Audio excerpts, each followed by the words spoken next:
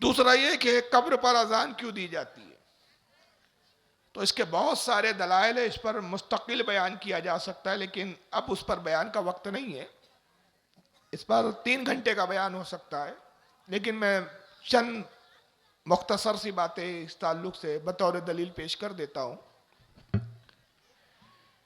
पहली बात यह कि जब बंदे को कब्र में रखा जाता है तो उससे 3 सवाल होते हैं, जैसा कि आप जानते हैं। और बाद हदीसों में आया कि कब्र में शैतान भी दाखिल होता है, और जब उससे सवाल होता है तेरा रब कौन है, तो शैतान अपनी तरफ इशारा करके कहता है कि कह दे मैं तेरा रब हूं। और एक नूर की शक्ल में आता है, रोशनी की शक्ल में आता है। बंदा घबराया हुआ परेशान होता है, कब्र की तन्हाई, कब्र में अंधेरा, और जब इस रोशनी को देखता है तो उसको रोशनी से राहत महसूस होती है, तो घबराहट में कह देता है कि ये मेरा रब है। माज़ ईमान बर्बाद हो जाता है और इब्लीस अपने मकसद में कामयाब हो जाता है। शैतान कब्र में आता है, इसको किन लोगों ने लिखा, बहुत सी हदीसों में आ, जैसे इसको इमाम हकीम तिरमिज़ी रहमतुल्लाह अलैह ने अपनी हदीस की किताब नवादिरुल उसूल के अंदर बयान किया है। इसके अलावा इसी हदीस को इमाम जलालुद्दीन सयूती ने अपनी किताब लक्तुल मरजान फी अहकामिल जान के अंदर नकल किया है। फिर एक तिरमिज़ी शरीफ सुनन इब्न माजा की हदीस है, और सुनन इब्न माजा सियासित्ता में है। हज़रत अब्दुल्लाह इब्न उमर रज़ी अल्लाह तआला अन्हु जब किसी मुर्दे को कब्र में उतारते तो आप ये दुआ करते कि अल्लाह हम मोहम्मद के दीन पर तेरे हवाले करते हैं, ए परवरदिगार इसको शैतान के वसवसों से बचा। क्या दुआ करते? शैतान के वसवसों से बचा। साहबा अर्ज करते हैं कि अब्दुल्लाह इब्न उमर, ये जो आप दुआ करते, क्या ये दुआ आपने रसूलुल्लाह से सुनी या आप खुद ही यूं ही करते? फरमाया नहीं, मैंने ये दुआ रसूलुल्लाह से सुनी है। तो इब्न माजा की हदीस से पता चला कि कब्र में शैतान आता है। सही बुखारी और सही मुस्लिम, इसमें एक हदीस है कि आका फरमाते कि जब अजान होती है तो अजान की आवाज़ शैतान पर इतनी वजनी और भारी महसूस होती है उसकी तबीयत पर, कि वो शैतान अजान की आवाज़ को सुनना पसंद नहीं करता। उस पर घबराहट तारी होती है और वह हवा खारिज करते हुए पादता हुआ 36 मील दूर भाग जाता है। तो बुखारी और मुस्लिम की हदीस से पता चला कि शैतान अजान की आवाज़ से भागता है। पहले चंद हदीसें मैंने बयान की, उससे पता चला कि कब्र में आता है। इसलिए हमारे बुजुर्गों ने कहा कि अगर कब्र पर अजान दी जाए तो उम्मीद है कि शैतान जब कब्र में आएगा अजान की बरकत से ये कब्र से भाग जाएगा, और जब भाग जाएगा तो फिर उसमें वसवसे डालने वाला और गुमराह करने वाला वहां कोई नहीं होगा। दूसरा ये भी है कि अजान के कलमात मुर्दे को जवाब देने में आसानी पैदा करते हैं। मुर्दा वहशत ज़दा होता है, घबराया हुआ होता है, तन्हा होता है, अंधेरी कब्र, हौलनाकी का माहौल, और जब मुनकर नकीर सवाल पूछने वाले फरिश्ते आते हैं तो ज़मीन को चीरते हुए आते हैं।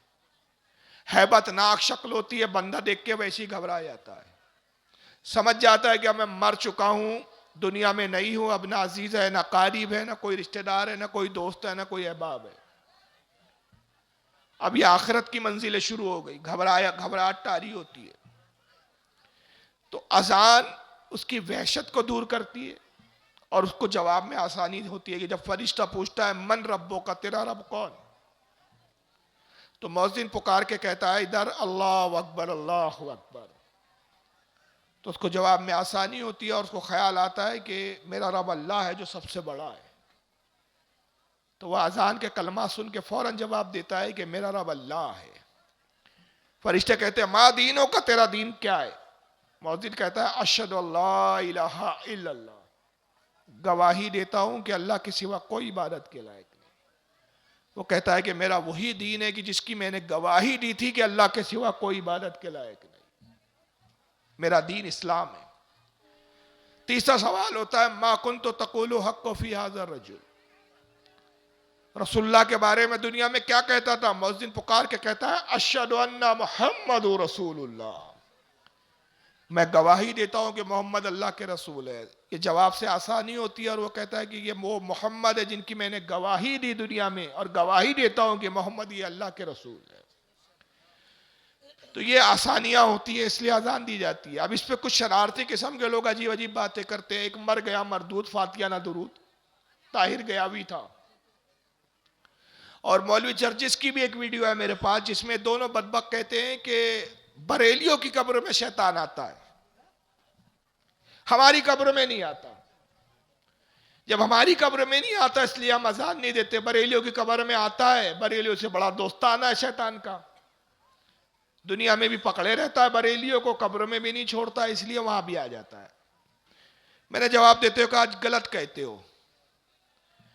असल में शैतान मोमिन का दुश्मन है। उसको मालूम है कि भाई बरेलवी जो है वो ईमान सलामत ले गया है, जिंदगी भर तो कोशिश करता रहा कि इसका किसी तरह ईमान लूटने में कामयाब नहीं हुआ। सोचता है आखिरी मौका, अब यहां एक बार कोशिश करके देख लूं। तो ईमान लूटने आता है, और तुम्हारी कब्र में इसलिए नहीं आता, उसको मालूम है लूटा पिटा आया है, मिलना क्या है, जाके वक्त क्यों बर्बाद करूं, खाली खोका आया हुआ है।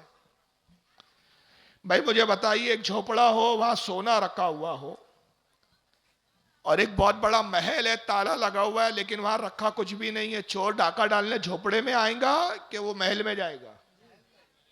हाँ, महल में जाएगा। कौन अक्लमंद है भाई ये? अरे सोना झोपड़े में रखा हुआ है, महल खाली पड़ा हुआ है। ताजमहल में चोरी हुई कभी सुना क्या तुमने? हाँ? चोर उस जगह जाएगा जहां सोना हो, उसको इमारत से मतलब नहीं। इमारत में माल है यानी उससे मतलब। माल अगर झोपड़े में रखा हो तो डाका वहां डालेगा, महल खाली हो तो उसको कोई मतलब नहीं। तो वैसी सुन्नी गरीब है, मिस्कीन है, अमाल कमजोर है, उसकी मिसाल एक झोपड़े की तरह है, लेकिन ईमान नामी दौलत उसके पास मौजूद है।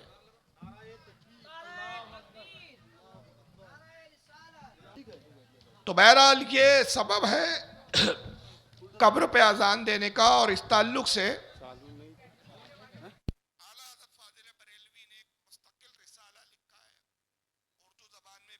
ये आप अगर उर्दू पढ़ना जानते हैं तो उसको खरीदे पढ़े, और अगर नहीं मिल रहा है आपके इलाके में तो आजकल तो इंटरनेट पर भी अवेलेबल है। गूगल पर जाएं आप, गूगल पे रिसाले का नाम सर्च करें, उर्दू नाम है इसका अजान कब्र, तो आप डाउनलोड करें, उसको पढ़ें। अरबी नाम है इसका ईज़ानिल अज्र फी अज़ानिल कब्र। ये रिसाले का अगर आप मुताला करेंगे तो आप जानेंगे कि आला हज़रत फ़ाज़िल बरेलवी ने इसमें बहुत सारे दलाइल दिए, और ये एक ज़माने कदीम से हमारे बुजुर्गों का रिवाज रहा। जैसे कि शाह अब्दुल अजीज़ मोहद्दिस देहलवी रहमतुल्लाह अलैह अपने मलफूजात में फरमाते हैं कि दफन के बाद कब्र पर अजान देना ज़माने कदीम से राइज है, और शाह अब्दुल अजीज़ मोहद्दिस देहलवी आला हज़रत से बहुत पहले के हैं, और वो फरमा रहे हैं कि ज़माने कदीम से है। तो ये तवील दौर से चल रहा है, और अल्हम्दुलिल्लाह सुन्नी इस पर अमल करते हैं, और इन चीज़ों से वहाबियों को ही जो है वो एलर्जी है। अल्लाह ताला हम सबको इस पर अमल की तौफीक अता फरमाए, और ईमान पर हमारे इस्तिकामत फरमाए, ईमान पर ख़ात्मा बिल खैर फरमाए। चलिए ख़त्म करें।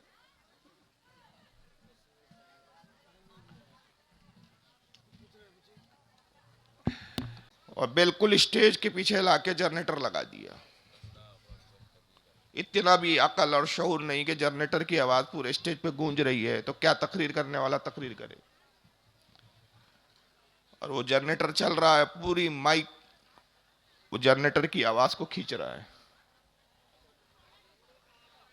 अब बड़े मैदान में जलसा था, मजमा कसीर था, लोग दूर दराज से सुनने आए थे, बोलना मजबूरी थी। 2-2.5 घंटे खिताब हुआ, और नतीजा ये हुआ कि आवाज पूरी तरह बैठ गई, और कल से गले में इतना दर्द है कि मैं बता नहीं सकता आपको। सुबह से आया हूं, लोग मिलने आ रहे हैं, लेकिन मैं किसी से गुफ्तगू भी नहीं कर पा रहा। बहुत मुमकिन है कि कुछ लोग शायद ये ख्याल करके गए होंगे कि यार ये बड़े मुतकब्बिर और तकब्बुर वाले मौलवी साहब लगते हैं। हालांकि बात ऐसी नहीं है, जो लोग मुझे जानते हैं उनको पता है मैं बहुत ज़्यादा गुफ्तगू करने का आदी हूँ। जितना मैं जलसे में नहीं बोलता, उससे ज़्यादा मैं बैठता हूँ जब, तो मिलने मिलाने वाले जो आते हैं उनसे गुफ्तगू करता रहता हूँ। बहुत कम खामोश बैठता हूँ मैं। लेकिन गले में कदर तेज़ दर्द है, एंटीबायोटिक दवाइयाँ ले रहा हूँ फिर भी। अब डॉक्टर कहता है कि ठीक तब होंगे कि थोड़ा सा आराम करना ज़रूरी है। अब आराम करे तो जलसा छोड़ना पड़ेगा। तो दवाइयाँ ले रहे हैं और गले पे जोर भी पड़ रहा है। नतीजा ये हो रहा है कि दवाओं का असर नहीं हो रहा। इसलिए आवाज़ भी शायद आप लोगों को जो मुझे सुनते हैं बहुत बद्दी भी महसूस हो रही हो। तो बहरहाल मैं आज गुफ्तगू बहुत आहिस्ता आहिस्ता करूँगा। और सवाल ये नहीं है कि चीखा जाए तो ही उसे तकरीर कहा जाता है।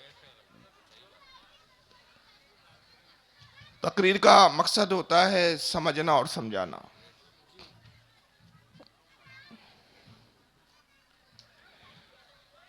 आज की इस बज़्म का जो उन्वान खिताबत मुझे दिया गया है वो है अकायद अहले सुन्नत। और अहले सुन्नत का अकीदा मुझे वाज़े करना है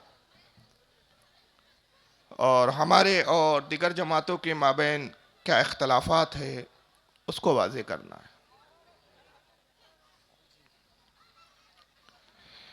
ये एक हकीकत है, इससे कोई इनकार नहीं कर सकता कि इस वक्त मुसलमानों में बहुत सारे तबके और फ़िरके हैं।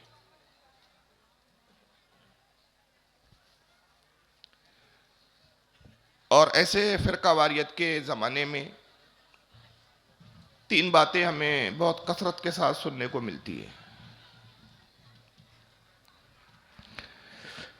हमारे दरमियान में एक ऐसा तबका भी मौजूद है, हालांकि रसूलुल्लाह सल्लल्लाहु ताला अलैहि वसल्लम ने ये पेशेनगोई फरमाई थी कि मेरी उम्मत में 73 फ़िरके होंगे। आका ने फरमाया इन्ना बनी इसराईला तफर्रकत अला सिंतैनी व सबईना मिल्ला। कई लोगों कौम बनी इसराइल में 72 फ़िरके हुए। व तफ्तरिकु उम्मती अला सलासीना व सबईना मिल्ला, और मेरी उम्मत में 73 फ़िरके होंगे। कुल्लुहुम फिन्नार, सबके सब जहन्नम में जाएंगे। इल्ला मिल्लतन वाहिदा, एक जमात होंगी जो जन्नत में जाएंगी। कालू मन हिया या रसूल अल्लाह सल्लल्लाहु अलैहि वसल्लम। साहबा ने अर्ज किया अल्लाह के नबी, जन्नती जमात की क्या निशानी होंगी? काला मा अना अलैहि व अस्हाबी, फरमाया जन्नती जमात की निशानी ये पहचान ये होंगी कि जो मेरे और मेरे साहबा के अकीदे पर होगा।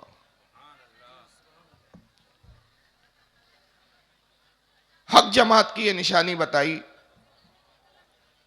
कि उसका अकीदा रसूलुल्लाह के अकीदे के मुताबिक हो, साहबा इकराम के अकीदे के मुताबिक हो। और नबी की पेशनगोई के तहत इस उम्मत में 73 फ़िरके होंगे। कुछ फ़िरके हो चुके हैं, कुछ होना बाकी है। और क़यामत के आने तक ये 73 फ़िरके हो चुके होंगे। हर फ़िरका अपने एक अलग अलग नाम से नामज़द है, अपने एक मखसूस नाम से पहचाना जाता है। कोई अपने आप को देवबंदी कहता है, कोई अपने आप को शिया कहता है, कोई अपने आप को अहले हदीस कहता है, कोई अपने आप को कादियानी कहता है, कोई अपने आप को जमात इस्लामी से बताता है, और कोई बरेलवी कहता है अपने आप को। लेकिन हर फ़िरके का दावा है कि जन्नती वही है।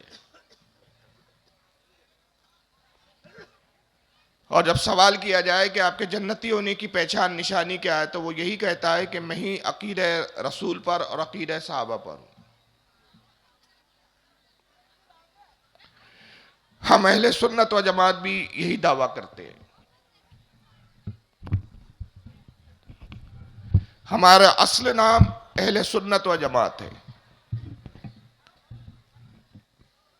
लेकिन चूंकि इस सदी में हम अपनी जमात का सबसे बड़ा आलिम, सबसे बड़ा मुहक्किक, सबसे बड़ा मुफ्ती, सबसे बड़ा फाजिल, इस सदी का, गुज़िश्ता सदी का मुजद्दिद तस्लीम करते हैं, जिससे हमारी मुराद इमाम अहमद रज़ा मुहद्दिस बरेलवी रज़ी अल्लाह ताला अन्हु है। और चूंकि उनका ताल्लुक बरेली से है, लोग उनकी निस्बत लगाते हुए हमें बरेलवी कह देते हैं। हालांकि हकीकत यह है कि हम बरेलवी नहीं है,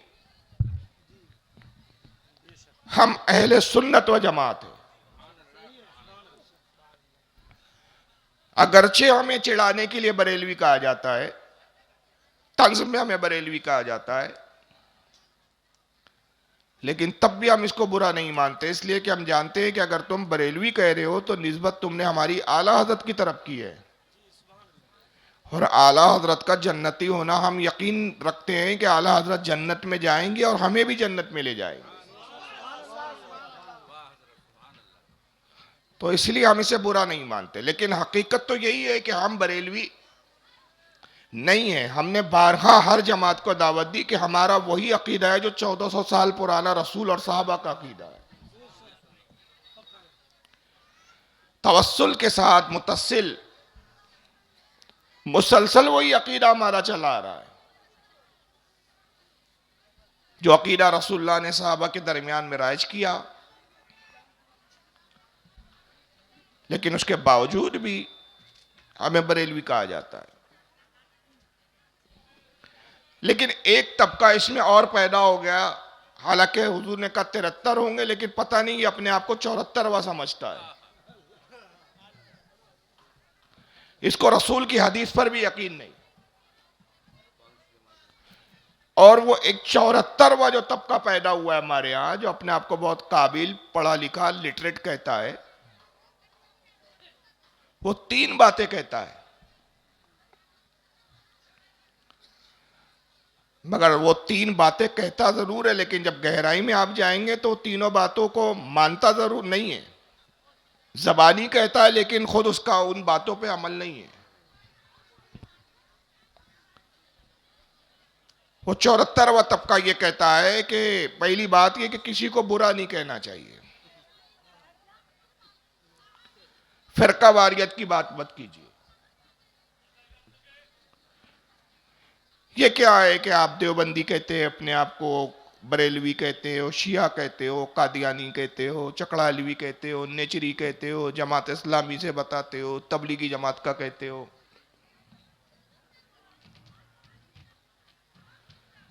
फिरका वारियत की बात मत कीजिए, मोहब्बत की बात कीजिए, तोड़ने की बात मत कीजिए, काटने की बात मत कीजिए, जोड़ने की बात कीजिए। कहने और सुनने में ये नारा बहुत अच्छा लगता है, सुनने में अच्छा लगता है कि बात तो सही है।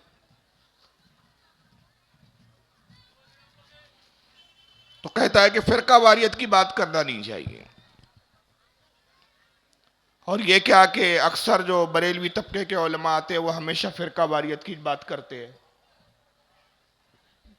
एक दूसरे को काफिर कहते हैं, ये काफिर, वो काफिर, ये काफिर, बस अपने आप को ही जन्नती बताते हैं।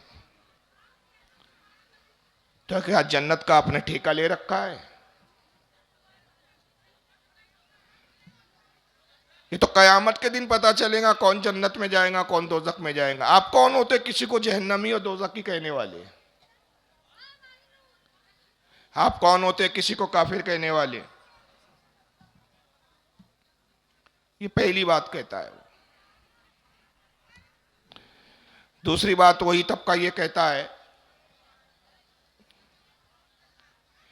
कि ना हम वहाबी हैं, ना सुन्नी हैं, ना शिया है, ना कादियानी, हम सिर्फ मुसलमान हैं। हम किसी फिरके से ताल्लुक नहीं रखते, हम किसी को गलत नहीं कहते, हम इस फिरका वारियत के लफड़े में और चक्कर में नहीं पड़ते। क्या रसूलुल्लाह सल्लल्लाहु अलैहि वसल्लम ने और सहाबा इकराम ने अपने आप को सुन्नी कहा, देवबंदी कहा, कादियानी कहा, शिया कहा? रसूल और सहाबा अपने आप को मोमिन और मुसलमान कहते थे। बस हम मुसलमान हैं,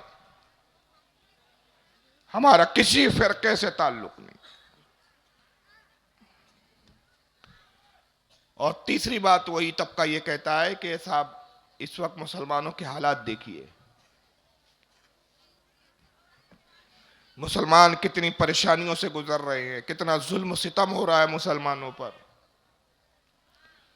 जगह जगह मुसलमानों को मारा जा रहा है, पीटा जा रहा है, मॉब लिंचिंग हो रही है, कत्लेआम हो रहा है मुसलमानों का।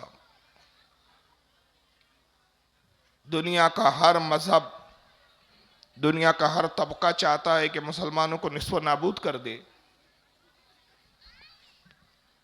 ऐसी सूरत में आपने तो इत्तेहाद की बात करनी चाहिए, तफरीक की बात नहीं करनी चाहिए। देखते नहीं कि जब गोली चलती है तो गोली ये नहीं देखती कि सामने देवबंदी है कि सुन्नी है। गोली टोपी देखती है, गोली दाढ़ी देखती है, गोली नाम देखती है। गोली चलाने वाला जालिम और दुश्मन इस्लाम जब गोली चलाता है तो देखता है कि सामने वाला मुसलमान है। वो पूछता नहीं गोली चलाने से पहले कि तू सुन्नी है कि देवबंदी है। जब वो नहीं देखता तो तुम क्यों देखते रहते हो कि कौन सुन्नी है और कौन देवबंदी है, कौन वहाबी है, कौन अहले हदीस है। इसलिए जनाब जोड़ने की बात कीजिए, तोड़ने की बात मत कीजिए। ये वो तीन बातें हैं जो सुनने में दिल को लुभाने वाली लगती है, सुनने में अच्छी लगती है, लेकिन क्या हकीकत यही है? और इस जमाने में इन बातों को सबसे ज्यादा जो आम कर रहा है, इन बातों को जो सबसे ज्यादा लोगों के सामने पेश करता है, वो एक शख्स है जिसका नाम है मौलवी तारिक जमील। और अगर स्क्रीन पे आपको दिख रहा हो तो उसकी शक्ल देख ले आप। अब ये स्क्रीन भी ऐसा लगा है कि स्टेज वालों को कुछ नहीं दिखना है। यही यही अक्ल की कमी है जो मैं पहले कह रहा था, यही सुन्नियों में शऊर की कमी है कि यही नहीं पता कि भाई जब स्क्रीन लगा रहे हैं तो स्टेज वालों को दिखेगा कि नहीं दिखेगा, स्क्रीन कैसे लगाया जाए कि स्टेज वालों को भी कुछ नजर आए। नहीं, ये बस लगा दिया, कहीं भी रख दिया। यही कमियां जिसकी तरफ मैं इशारा कर रहा हूं। चलिए आपको दिख रहा है, अच्छी बात है। यही बात जो मैंने कहा और जो लोग कहते हैं उनकी बातों को नकल किया। तारिक जमील साहब बड़े ड्रामाई अंदाज में कहते हैं, जरा सुनिए उनको पहले। नहीं दिख रहा? इधर दिख रहा है, एक ही स्क्रीन पे दिख रहा हूं। इधर दिख रहा है क्या? इधर भी नहीं दिख रहा?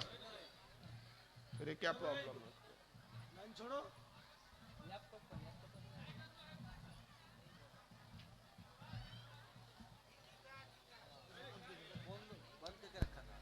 चलिए आइए। मैं तुम्हें अल्लाह उसके रसूल का वास्ता देता, उम्मत बन के रहो, मुस्लिम बन के रहो। कोई गुंजाइश नहीं, अपने अपने अकीदे पर पक्के रहो, दूसरे के लिए गुंजाइश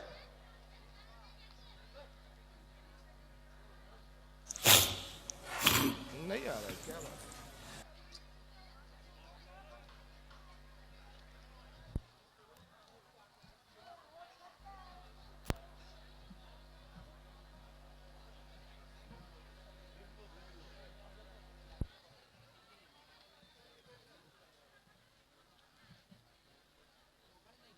लगाया ऐसा कि मुझे भी नहीं दिख रहा है, क्या नहीं आ रहा है?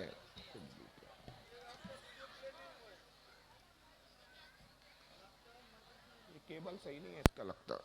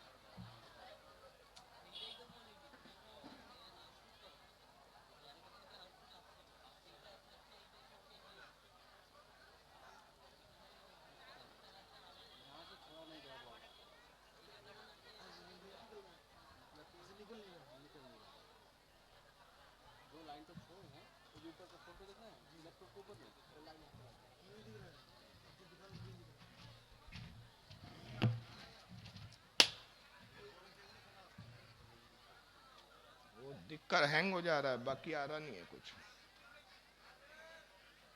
दूसरा केबल नहीं है क्या?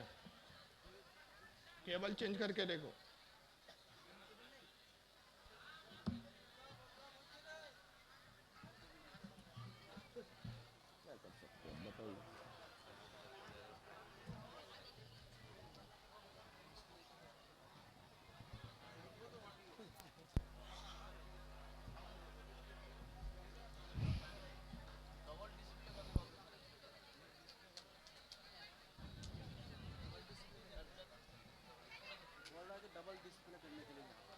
यहाँ से किया ना, डबल पे ही दिखा रहा है वो, ले रहा नहीं है वहां से, केबल में प्रॉब्लम है, यहाँ से लिया हुआ है डबल डुप्लीकेट।